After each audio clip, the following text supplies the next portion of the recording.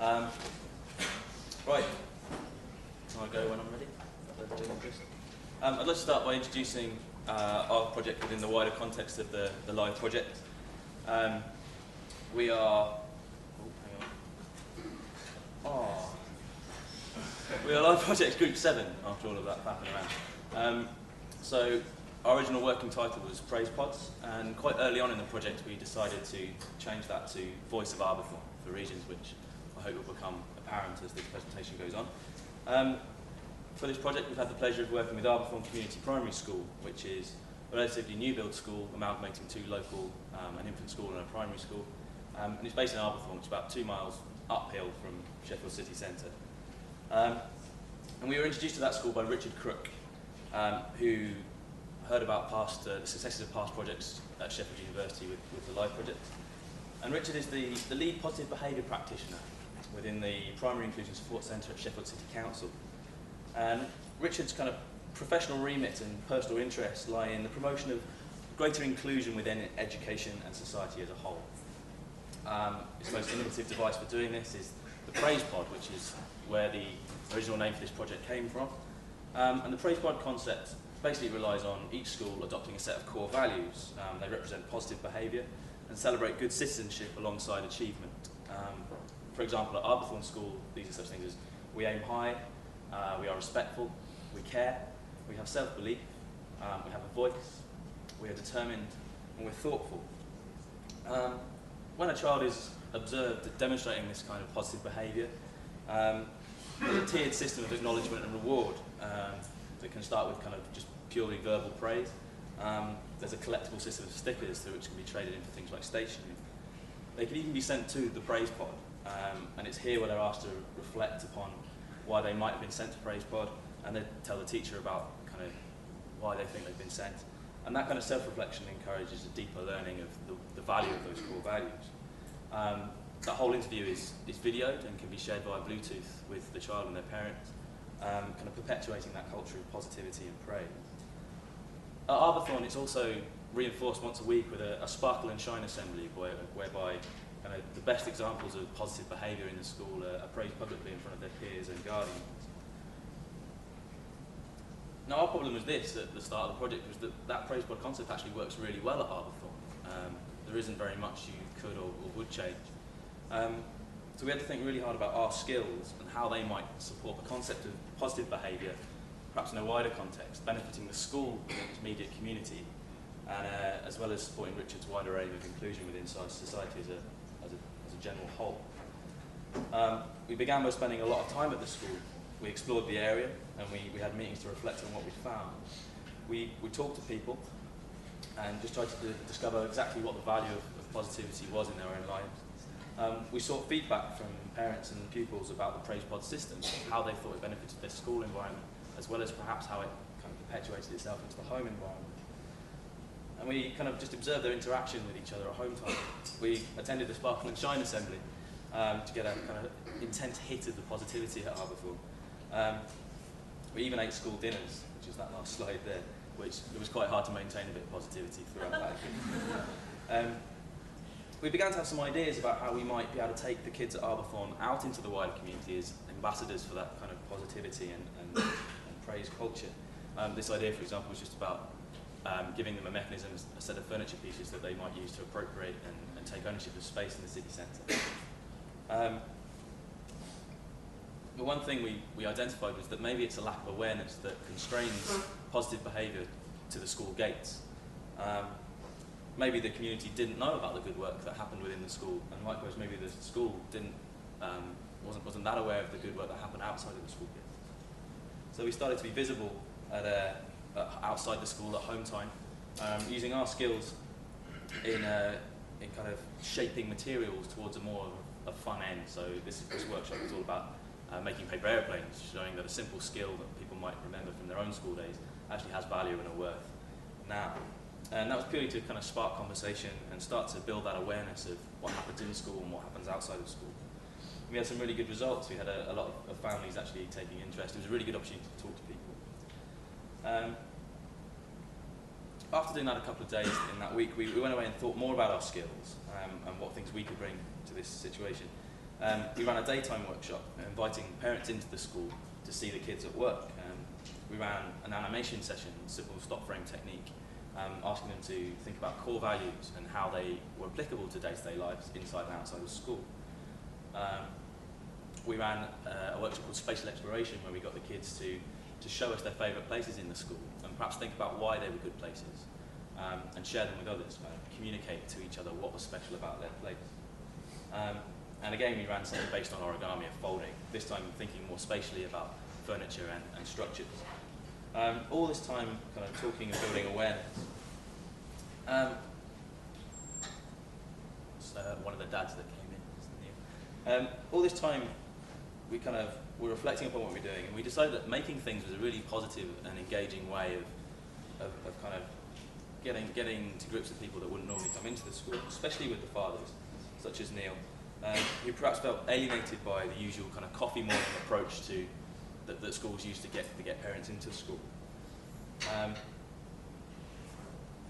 We'd also come across a group of kids called the peer mediators, who we thought best kind of epitomised the core values at Arbourthorne, in that they were thoughtful and respectful, in that what they actually do is take on the kind of settling of disputes at break time to relieve burden from the teachers. They work as a team in that there's about 22 of them in total, I think, and they operate a rota, which they devise themselves. They aim high by the virtue of having to apply for this position. It's not limited to academically able kids, it's any kid from any background who wants the job. They have to apply with a CV. And they have self-belief in that they have the courage to intervene in disputes and kind of show their worth in mediating between pupils.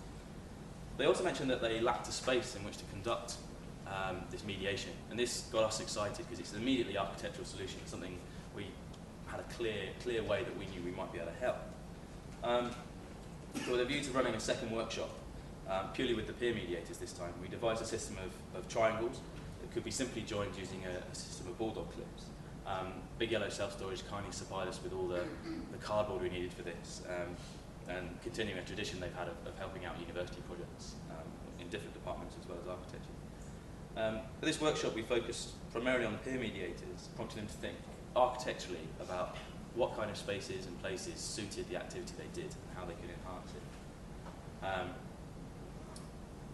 So there's just a quick time-lapse of the activity. We'd chosen cardboard as a material for its parallels to materials that perhaps a final structure would be built out of, plywood, sheet metal, reflecting the skills that we also thought might be available locally, steel fabrication, joinery, particularly amongst unemployed members of the community, and particularly with fathers.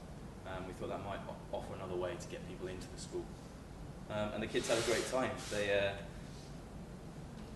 kind of came up with some crazy and wacky shapes and generally had a ball. The teachers could kind of watch the interaction between the kids, which is a rare opportunity for them as well. They're often engaged with individuals and focused on individual kids. They don't often get a chance to see the whole picture. So after these 2 kind of intense weeks of finding stuff out and building awareness, which we view as a result in themselves. I mean, they got parents into the school that wouldn't normally be in there. They've got the kids thinking about things outside the school that they might not have. Half term hit us and gave us the chance to synthesise what we've been finding out. We took one of the designs that the peer mediators had come up with, and we thought about how that might operate at a bigger scale. We thought about making it buildable, all the things that we're used to detailing as architecture students, the joints and material compositions. And we've actually fabricated that into this card prototype, which is here. It's our intention to leave that prototype as a one-to-one model at the school, alongside a manual of construction details about how to turn that into a plywood or sheet metal structure. That could perhaps provide a future opportunity to engage with parents, particularly the fathers, in translating that structure from prototype to final product. In support of kind of reaching out into the city as a whole, we took this out and about. One of the other choices of the system of triangles is it's demountable. It can be relatively easily transported. So we set that out around town. We did this yesterday, and these some snapshots of where we ended up. And it started to spark a bit of conversation, an opportunity to tell people about the positive behaviour at Arbourthorne. Another aspect of our kind of legacy that we'd like to leave at the school is we've actually documented the whole past 6 weeks. kind of all the good work we've done in partnership with the school and the inspiring conduct of its pupils. And this film is going to be shown at the Showroom Cinema in town on the 12th of November, 10:30 AM. It's a public opening, so you're all allowed to come. And that's where we'll sign off our project, celebrating the achievements of Arbourthorne as ambassadors for positive behaviour within a wider context of the city of Sheffield. So, thank you very much.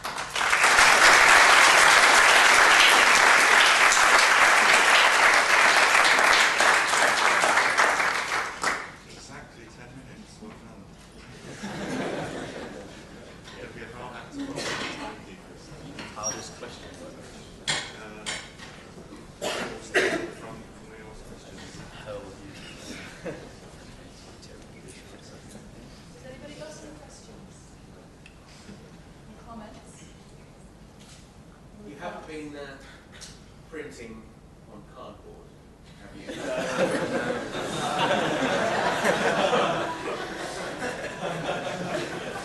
Not after those emails, no. Can I ask a question about the legacy of the project? All this good work that's already going on in the school, in which you're kind of helping them to be more self-aware about and to sort of take further, how do you think this can spread readily to other schools?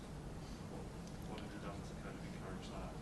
Well, I think the idea of spreading to other schools has been devised by the praise pod system that Richard Crook has introduced. So the idea is that will be used in each school, and this is a system where it can get people thinking about space and how they can think positively, how it can relate to sort of an architectural outcome. So more of what we were doing was trying to get the kids involved in thinking about how architects work as something different to kind of stuff that goes on inside school. Also, at the showing at the cinema, there will be council members, quite important people high up in authority that will be there. They'll see that, and hopefully that can filter down from them. Beyond that, we've also got a blog which is running, so we might be able to promote that further, and that should spread the word to the schools in Sheffield if we kind of focus on imagery. I think it's worth saying it didn't sort of start in Arbourthorne. There are a few more pilot schemes, I suppose, that ran before that. Kind of started off in Rotherham and a few sort of primary schools, and it's the idea that this praise pod is like this tool that they can send into a school, and then the school kind of builds a culture of praise around it. So that's, praise pod is the sort of tool that you'd send in and then kind of educate people how to use that sort of behaviour. I think Richard's here. I think one thing he said right at the start of our project is that if a tool like PraisePod, if it is PraisePod or something similar, could be as ubiquitous as a whiteboard in school, then that goes a long way to encouraging positive behaviour in school. Can I just make a comment to support the answer to that question about legacy and sort of spreading the word? What's been, I think, so successful is taking the remit to school level and being successful with all the work that you see there, but also kind of translating that into legacy for the city as a whole. And I think it's testimony to the quality of that work and the way that's been done. That on the 12th, we've got the whole of Sheffield Chief Executive Leadership Team at the cinema. So don't pressure you if you're a film. But people like that don't turn up to kind of average things and okay ideas. They turn up to things that are inspiring and will inspire other schools. So that's a great step already that people like that are going to make time in their diaries, particularly in the current climate.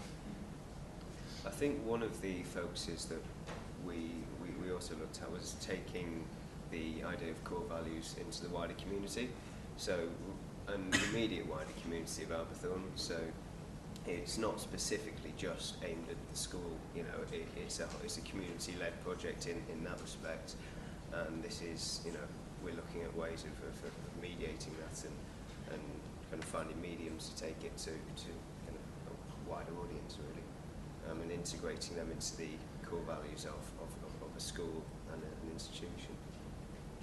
Is the idea that the children would sort of build it themselves and also maybe be proud of they're all kind of working together to create a praise pod that then they kind of aspire to sit in, or is it something that's sort of because the original kind of chair, very sort of imposing, whereas yours, it seems like it could be constructed by the children themselves. That's primarily the aim of it. It's not a praise pod as such, really. It's to allow the peer mediators to take the individuals who are being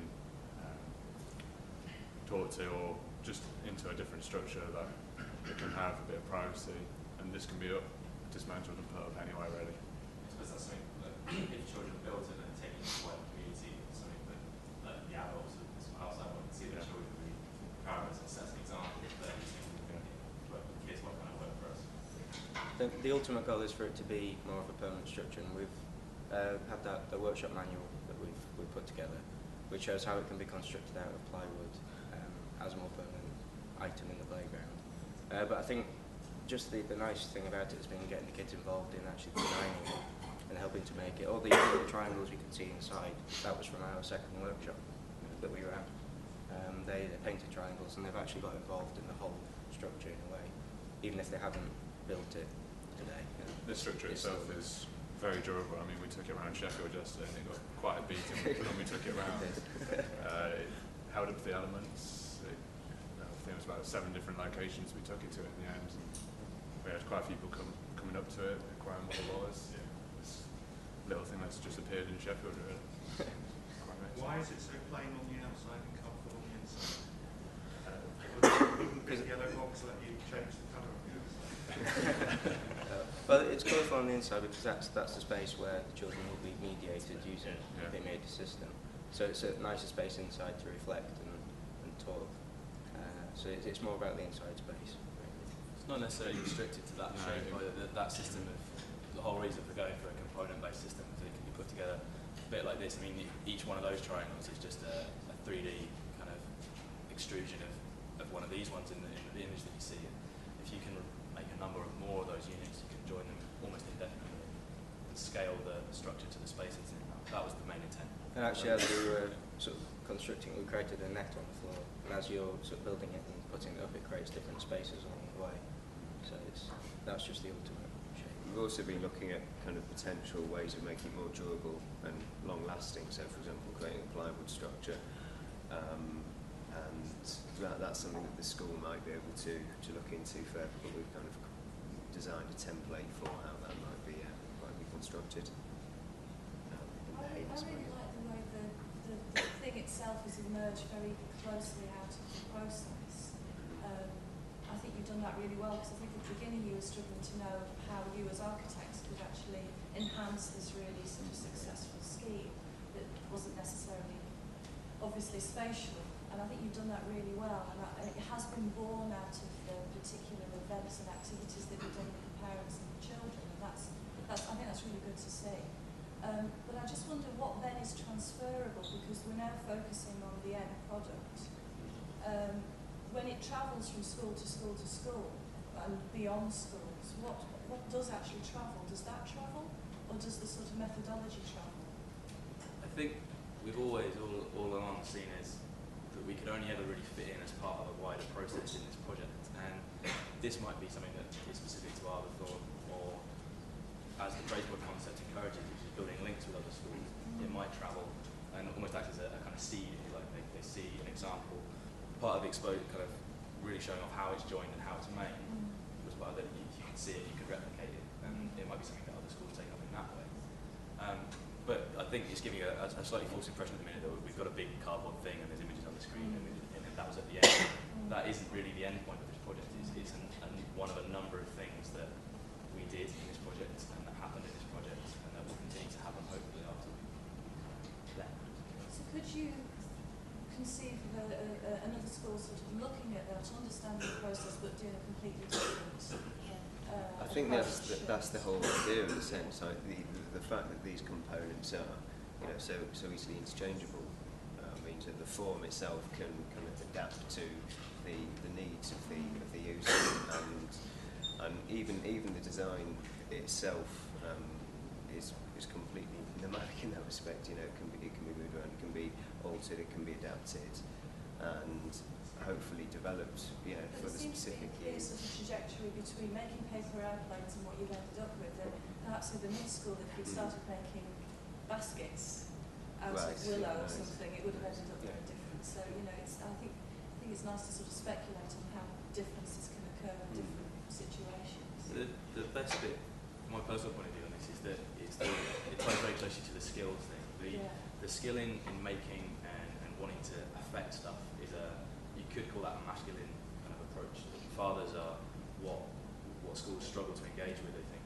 And through doing us running something that we're skilled in, which is making essentially, we can attract that kind of demographic that wouldn't normally be attracted to a school. And that's the transferable concept, I think, is that every school probably struggles to engage fathers. And if you can identify skill in a local area, particular to a particular school, that process can use, like the plane is used, that's the seed for this project. A different skill would be. The legacy of the project within Arbourthorne as well will kind of take different forms, not just this object here, but things like the fact that we just put tables out at the front of the schools and started doing something, have given them ideas to say, well, we could do that all the time. We can always put tables out and kind of do different things that will attract different parents to come and talk to the teachers. So that's kind of part of the legacy as well. It's having a different presence at the school as well, which I think has been highlighted along the way. That it's been nice having sort of 10 younger people there for the kids to relate to.